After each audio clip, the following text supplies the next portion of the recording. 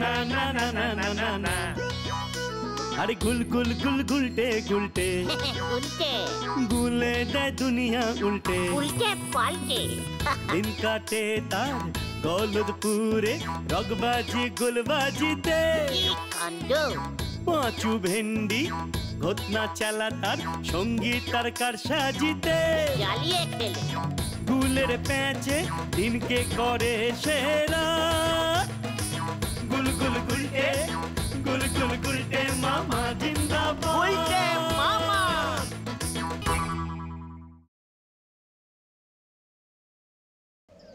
এই হলো গলদপুর।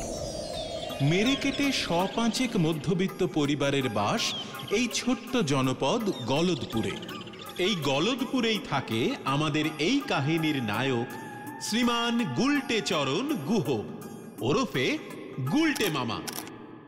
গুলগাপ্পা আড্ডা মেরে জীবনটা কাটিয়ে দিতে পারাটাই গুলটে মামার একমাত্র লক্ষ্য।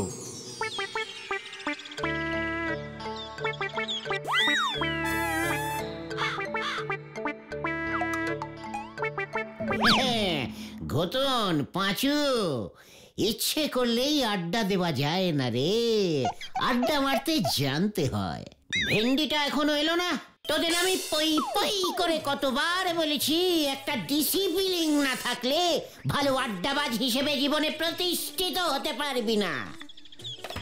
ইয়ে মানে ওটা ডিসিপ্লিন না, ওটা ডিসিপ্লিন হবে গুলটে মামা। ঘটন, এত বড় সাহস! তুই তোদের আড্ডা গুরুর ভুল ধরিস। ক্লাস 9-এ দুবার ফেল মেরে তো আর স্কুল মুখ হসনি। গুলটে মামা, ওই যে ভেন্ডি আসছে।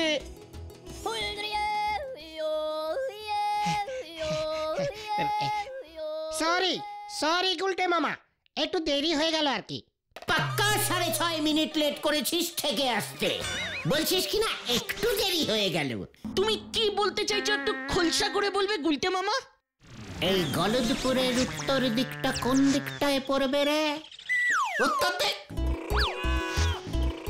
ইয়ে মানে সূর্য তো নদীর ওপারেই ওঠে, আর উল্টো দিকেই আমাদের স্কুলটা ছিল। স্কুল তো এখনো আছে, তোরা শুধু নেই। ইয়ে মানে স্কুল পশ্চিমে। বুঝাচ্ছি, স্কুলের খেলার মাঠটা হলো উত্তর দিকে। সাবাস পাঁচু, ফাঁকা জমিও পেয়ে গেলাম তাহলে। অপূর্ব, তুমি কি বলতে চাইছো একটু খোলসা করে বলবে গুলটে মামা? করবো মানে? দেখ না কি করি। অত বড় মাঠটা শুধু শুধু স্কুলের বকাটে ছাত্রগুলোর জন্য ফেলে রেখেছে, ওটা এবার একটা বিশাল বড় কাজে লাগাতে হবে। তৈরি হ তোরা, কোমর বেঁধে তৈরি হ, তোদের লিডার গুলটে মামা ডাক ছেড়েছে। তুমি যতই ডাক ছাড়ো, তোমার ডাক হেড স্যার শুনলে তো। গুলটে মামা, স্কুলের মাঠে কিছু করতে হলে কিন্তু হেড স্যারের পারমিশন লাগবে গুলটে মামা। হেড স্যার মানে তো নটু বাবু, নটেশ্বর সরখেল। আমি যেবার আমার স্কুলের জীবন থেকে পদত্যাগ করে আড্ডা জীবনে প্রবেশ করলাম, সেই বছরই নটুবাবু গলদপুর হাই স্কুলে পদার্পণ করিয়াছিলেন। ওরে গলদপুরের বলদ ছেলের দল, তোরা কোনো চিন্তা করিস না, নটুবাবু আমাকে যথেষ্ট ইয়ে করে, আমাকে চেষ্টা করিলেও উনি ভুলিতে পারিবেন না।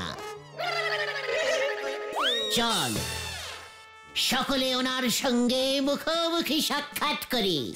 উনি যখন শুনিবেন ওনার স্কুলের একজন প্রাক্তন ছাত্র এত বড় একটি কার্য করিতে চলিতেছে, দেখবি গর্বে ওনার বুকের ছাতি হাতির মতো ফুলিয়া উঠিবে।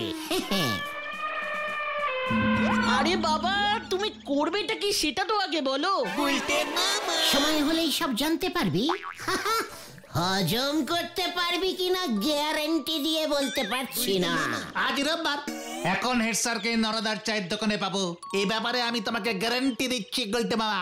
ওরে গলদপুরের বলদ ছেলের দল, চল, তোরা চল রে চল রে চল, দঙ্গল বেঁধে মঙ্গল করতে যাই ওই নরার চায়ের দোকানে।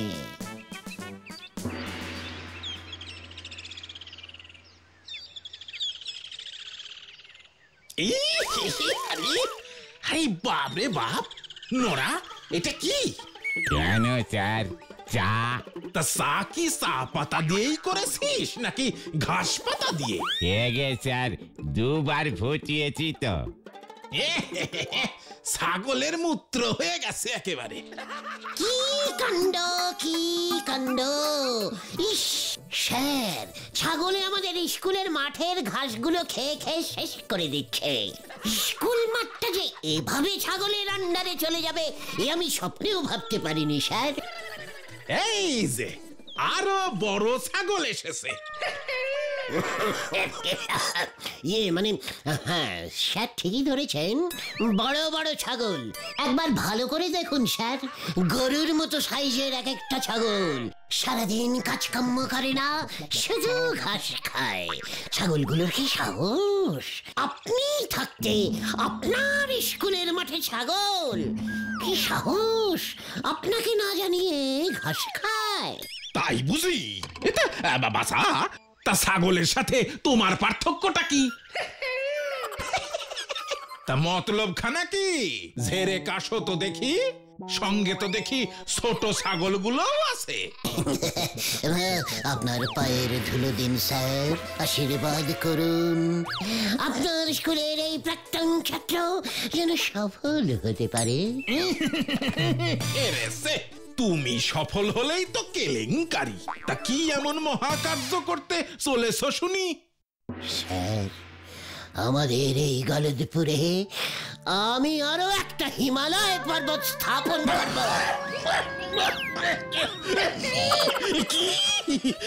হিমালয়? এই গলদপুরে হিমালয় স্থাপন? উজবুক, মস্করা করার আর জায়গা পাও না। মস্করা নয় স্যার, হিমালয়ের মতো ঠান্ডা মস্তিষ্কে আমি কথাটা বলছি। ভারতবর্ষের উত্তরে থাকবে মূল হিমালয়, আর গলদপুরের উত্তরে আমাদের এই স্কুলের মাঠে এবার থেকে থাকবে মিনি হিমালয়। বাজারের বরফকালে প্রচুর বরফ নষ্ট হয় স্যার, আমি বরফ কল থেকে বরফের চাই নিয়ে এসে বরফের উপরে বরফ, তার উপরে বরফ, একটার উপর একটা বরফের চাই সেট করে হিমালয় পর্বত তৈরি করে ফেলবো স্যার।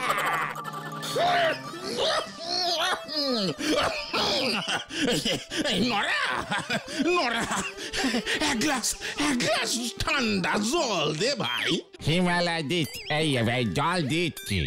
দেখেছিস খতন, বলেছিলাম না হেড স্যার আমার প্ল্যানটা ঠিক বুঝবেন। হিমালয়ের কথা শুনেই কেমন ঠান্ডা জল চাইছেন। স্যার, একদম চিন্তা করবেন না, আপনি শুধু স্কুলের মাঠটা ব্যবহারের পারমিশনটা দিয়ে দিন, তারপরেই আমরা কাজে লেগে পড়ব। গলদপুরে এবার যদি একটা হিমালয় পর্বত তৈরি করে ফেলতে পারি, তখন দেখবেন গলদপুরের জল হাওয়া কেমন ঠান্ডা হয়ে যায়। চারিপাশে ফুরফুরে ঠান্ডা হাওয়া বইবে, কুচি কুচি তুষার পড়বে, আপনি মাংকি টুপি পরে শাল জড়িয়ে স্কুলে আপনার ঘরে বসেই হিমালয়ের কোলে সানরাইজ দেখতে পাবে, সানরাইজ দেখতে পাবে। আরে দাদু পড়ে গেছে, ও নরাদা, জল দাও জল দাও।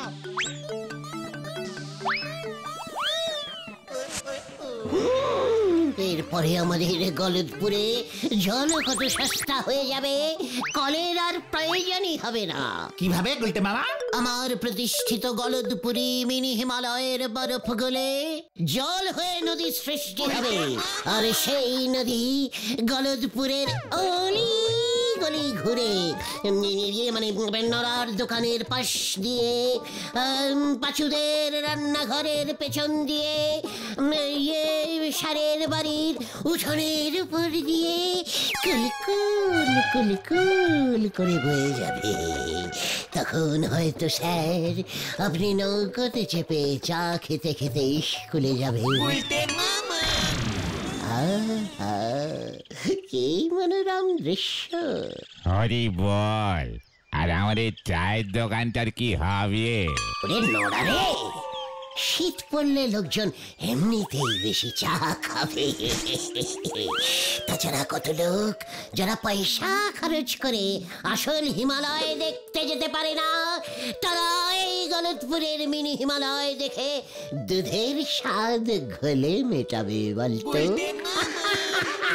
সেই সব পর্যটকরা তো তোর চায়ের দোকানেই আসবে চা খেতে। জয় বাবা হিমালয় কি জয়। মামা, স্যার কোনো কথা বলছেন না কেন? ও স্যার, স্যার, ও স্যার। স্যার, ও স্যার, স্যার। দেখেছিস ঘতন, গলতপুরে হিমালয় হবে শুনেই স্যার কেমন হিমালয়ান ঋষিদের মতন ধ্যানে বসে গেছে। এ কি, এই স্যারের ধ্যান না ভাঙলি আমি দোকান বন্ধ করবো কেমন করে? স্যার, ও স্যার। বুঝবো তোর মাথায় এবার হিমালয় ভাঙবো আমি। যা যা, চোখের সামনে থেকে দূর হয়ে যা, দূর হয়ে যা বলে দিলাম। হত সারা গুলতানি মারার আর জায়গা পাও না, বলে কিনা গলদপুরে হিমালয় তৈরি করব। এই খেয়েছে, হিমালয় তৈরি হবে না স্যার। না,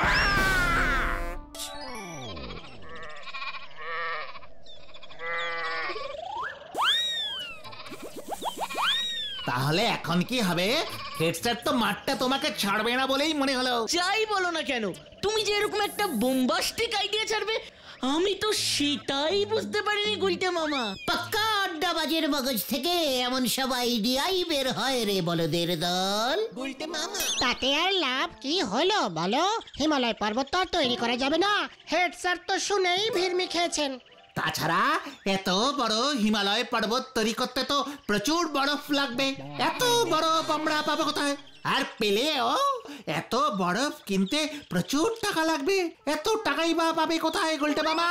ওরে আমার গলদপুরের বলদ ছেলের দল, আগে এই মাঠটাকে পাই, তাহলে দেখবি বাকিটা জোগাড় হয়ে যাবে।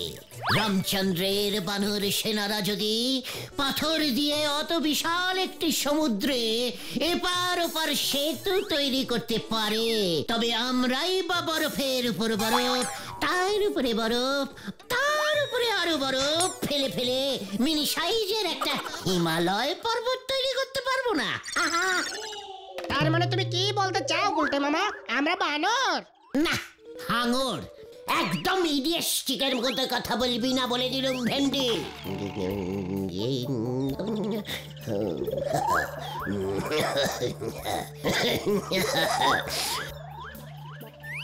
এই মাঠেই আমি স্থাপন করিব গলদপুরের মিনি হিমালয়, এই আমি প্রতিজ্ঞা করিলাম। আর স্যার, বড় বড় কাজে এমন ছোট ছোট বাধা অনেক আসবে রে পাঁচু। যাগে, তোরা এখন বাড়িতে যা। আজ রাতটা আমাকে ভালো করে ভাবতে দে। স্যারকে রাজি করানোর জন্য একটা জব্বর প্ল্যান বার করতেই হবে। হ্যাঁ হ্যাঁ, সেই ভালো। এখন তুমি বাড়িতে যাও, নয়তো পিসিমা আবার তোমাকে খুঁজতে বেরিয়ে পড়বে। আমরাও ঘরের ছেলে ঘরে ফিরে যাই। পিসিমা আজ লাউ চিংড়ি করবে বলেছিল। ভালো কথা মনে করেছিস পাঁচু, তোরা বাড়ি ফিরে যা। আগামীকাল সকাল ঠিক 9টায় গজাদার বাগানে গুপ্ত মিটিং কল করিলাম। সকলে ঠিক সময় মতো হাজির থাকবি, মনে থাকে যেন।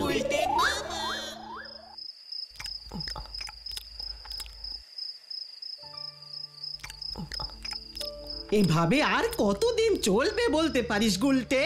তোর পিসে মশাইয়ের জমানো টাকা তো সব শেষ হয়ে আসছে। এবার তো কিছু একটা কাজকর্ম কর। আর বেশি দিন এভাবে চলবে না পিসিমা। একবার শুধু হিমালয়টা তৈরি করতে দাও, তারপর দেখবে তোমার দুঃখের দিন শেষ। সারা পৃথিবী থেকে কতগুলো যে সোনার মেডেল পুরস্কার পাবো তা তুমি গুনেও শেষ করতে পারবে না পিসি।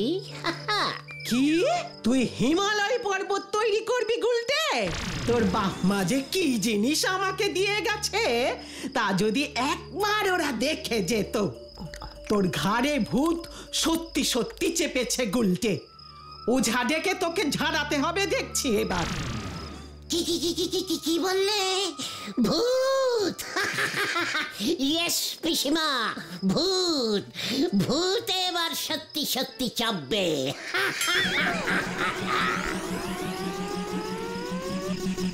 হায় ভগবান, কি যে করি আমি এ ছেলেকে নিয়ে।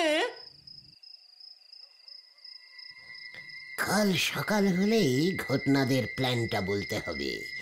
পিসিমা যে এমন একটা প্ল্যান বার করে দেবে এ আমি ভাবতেই পারিনি।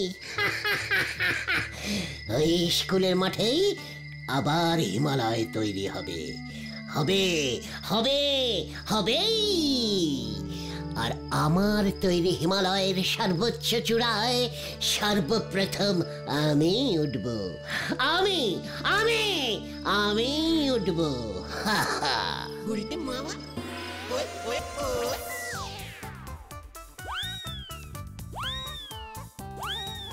তো আর একটু গুলটে মামা, আর একটু।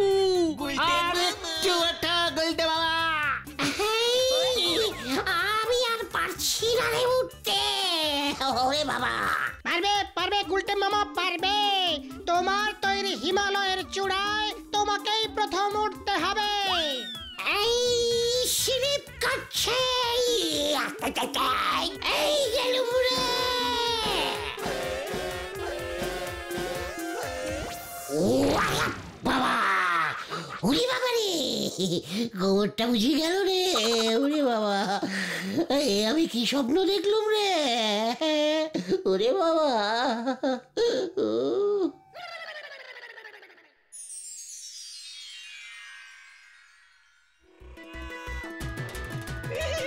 কি প্ল্যান বের করেছো গুরু? পায়ের ধুলো দাও তোমার গুলটে মামা, পকেটে নিয়ে ঘুরবো।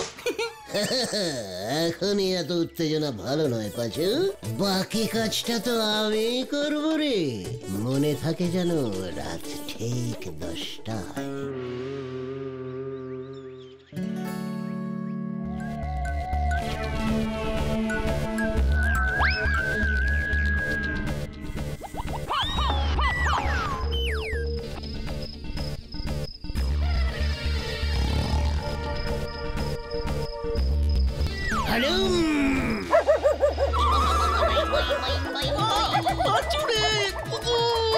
আমার মা যা যা যা, ওই যে ওই যে ওই যে।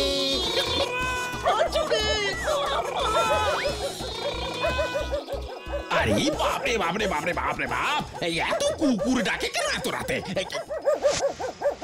কি এইটা কি? এই মরেছে, কেস তো পুরো ঘুরে আমার দিকেই আসছে। ওরে বাবা! আমি ভূত। ভূত? তা ভূত দেখে কুকুর বুঝি ঘেউ ঘেউ করে? চুরি করবার আর জায়গা পাও নাই। দাঁড়াও দেখাচ্ছি। কই গেল কই গেল কই গেল? এই তো হরিটা ভেঙে গেল। কি উজবুক গুলটে, তুই এত বড় সাহস তোর? আমি চোর না, আমি আমি ওই হিমালয়। হ্যাঁ মনে পড়েছে, আমি হিমালয় ওঠার প্র্যাকটিস করছিলাম স্যার। মই নিয়ে চলে গেছে স্যার। মই? মই? তোর মাথায় এবার আমি দই ঢালবো, দাঁড়া। গেলুম রে, পুরিয়া বাপ রে বাপ।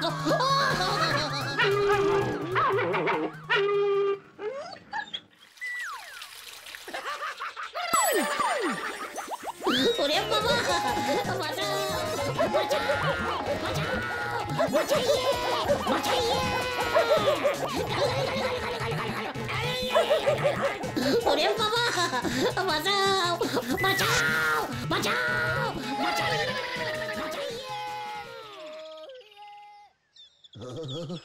ওরে বাবা, ও মাগো, ও মাগো, তোরা যে এইভাবে আমার সাথে বিশ্বাসঘাতকতা করবি আমি বুঝতে পারিনি রে। আমায় আগায় তুলে মই সরিয়ে নিলি। কি করবো গুলটে মামা, ওই কুকুরটা এসেই তো সব গন্ডগোল করে দিল। আমি আর হিমালয় পর্বত স্থাপন করবো না রে ভাইগণ। কেন গুলটে মামা, কেন আমাদের উপর রাগ করে? না রে ভাইটু, ওই কুকুরগুলোর জন্য। মানে সামান্য কুকুরের ভয়ে তুমি তোমার এত বড় একটা পরিকল্পনা বাতিল করে দেবে গুলটে মামা? ভয় না রে, ভয় নয়, ভালোবাসায়। মানে? হ্যাঁ রে ভাইটুগণ, ওই কুকুরটার রাগের কারণ আমি বুঝতে পেরেছি। কি কারণ গুলটে মামা? আমি যদি এই গলদপুরে হিমালয় পর্বত তৈরি করি তবে যে গলদপুরে সবসময় কনকনে ঠান্ডা থাকবে। মানুষরা মানে তোরা সবাই তখন শাল, কম্বল, সোয়েটার, মাংকি টুপি পরে থাকবি। কিন্তু ওই কুকুরগুলো, ওই নিরীহ কুকুরগুলোর কি হবে তখন? সে কথা কখনো চিন্তা করেছিস? না তো। দরকার হলে এই কুকুরগুলোকেও সোয়েটার পরিয়ে দেব আমরা। ওইখানেই তো ওদের আপত্তি রে। বাবা গো, খুব ব্যথা। কাল রাতে ওরা তো আমাকে সকলে মিলে ঘিরে ধরে যখন ওদের এই দুঃখের কথাই বলছিল, তখন আমি ওদের বলেছিলুম যে বিনামূল্যে আমি ওদের সোয়েটার উপহার দেব। কিন্তু ওরা তো কেউ রাজি হলো না। কেন? পাছে সোয়েটার গায়ে চাপালে ওরা যদি ভেড়া হয়ে যায় সেই ভয়ে। জয় আমাদের আড্ডা গুরুর জয়। গুরুদেব পায়ের ধুলো দাও গুরুদেব। তাই তো ওই অবলা কুকুরগুলোর জন্যই আমি আমার এই হিমালয় স্থাপনের মহান পরিকল্পনা বাতিল ঘোষণা করিলাম। কিন্তু কুকুরগুলো জানলো কেমন করে যে তুমি গলদপুরে হিমালয় পর্বত বানাতে চাইছো? ওরে গলদপুরের বলদ ছেলের দল, কুকুরের প্রাণ নয়, ঘ্রাণ শক্তি যে মারাত্মক তা তোরা জানিস না? হ্যাঁ জানি তো, তাতে কি? আমার গা দিয়ে যে হিমালয় পর্বতের সোদা সোদা ঠান্ডা ঠান্ডা গন্ধ বেরোচ্ছিল সেটা ওরা আগেই টের পেয়ে গেছে।